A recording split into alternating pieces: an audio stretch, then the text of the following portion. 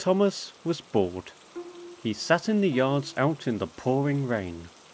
He had shunted the last train ages ago, and there wasn't much else to do. "Bother this rain," he said. "I'm all soaked." "Oh, stop being so dramatic," laughed his driver. "It's only water. It will easily dry off." "Yeah, when it finally stops raining," muttered Thomas. Just then, the foreman ran through the rain towards them, clutching an umbrella. "What are you up to?" asked the fireman.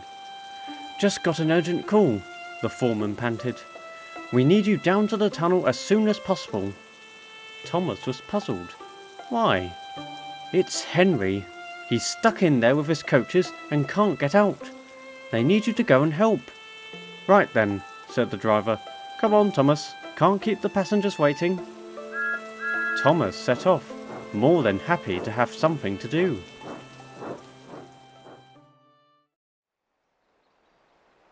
The rain had finally stopped by the time Thomas arrived at the tunnel. He saw the brake coach sticking out of the mouth and the guard waving him down. He was rather confused. When he heard that Henry was stuck, he thought that part of the tunnel had collapsed and blocked his way. However, it seemed to be in perfect order. "What's going on?" he asked. The guard was red in the face and very cross. "Stupid engine was worried his paint would be spoiled by the rain, so he stopped in the tunnel and won't move any further." Thomas just blinked. His paint being spoiled? Is that it? The guard nodded. Everyone's been trying to talk sense into him, even the fat controller, but he just doesn't care. After a moment to let the words sink in, Thomas suddenly burst into hysterical laughter. "And you called me dramatic," he wheezed to his driver, who was also cackling with the fireman. Finally, they all managed to calm themselves down. At least, somewhat. "All right, Thomas," said his driver, wiping his face. "Come on, let's try and get him out." Thomas approached the train, now feeling excited. How grand it would be that someone like him could push a big engine like Henry on his own. That would certainly impress the fat controller. He buffered up to the coaches and used all the strength he could build to push. Thick white steam shot out of his funnel into the air.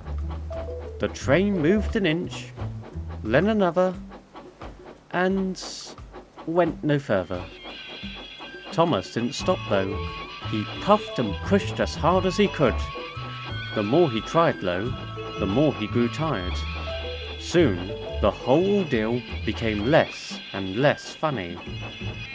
At last, he gave up. "Bother!" he huffed. "Bother that Henry! All this over some stupid paint!" He sat still to catch his breath and waited to see what would happen next. He heard a stern voice from the other end of the tunnel, but couldn't make out what was being said. Eventually, the fat controller emerged from the tunnel. He saw how exhausted the little tank engine was. "Cheer up, Thomas," he said. "You did your best. At least I can rely on you to work no matter the weather." "Thank you, sir," replied Thomas. "But what now? Could you please just bring the coaches out this time?" "Just the coaches, sir?" "If Henry wants to stay in the tunnel, so be it. I'll see to it that a wall is built in front of him so he can't get out." Thomas was shocked. "A wall, sir? You mean he'll be in there forever?" The fat controller winked. "As far as he believes, yes," he whispered. Thomas wasn't sure if he found the plan clever or disturbing. Either way, he thought it best to do as he was told, and brought the coaches out into the daylight. As he did so, he had a sudden thought. He began to grow excited again, as he realized there may still be something to gain from this. "Excuse me, sir," he said, innocently. "If Henry's in the tunnel, that means another engine will have to take over the train, sir." "Quite right, Thomas," replied the Fat Controller, "and as soon as possible." Thomas waited with anticipation, "which is why I've asked for someone to come here immediately, and with any luck..." He was cut off by a whistle, and Edward appeared out of the tunnel. He quickly buffered up to the train. "Ah, hello, Thomas," he puffed brightly. "Thank you for bringing the coaches out. Sorry, I'd like to talk more, but we'd better get this train moving again."